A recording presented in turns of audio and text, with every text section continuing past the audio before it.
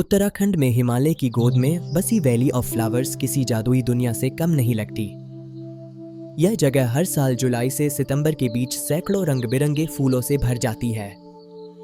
यहाँ लगभग 500 से ज्यादा प्रजातियों के फूल पाए जाते हैं, जिनमें कई दुर्लभ और औषधीय पौधे भी शामिल हैं। इस जगह को यूनेस्को वर्ल्ड हेरिटेज साइट का दर्जा भी मिला हुआ है।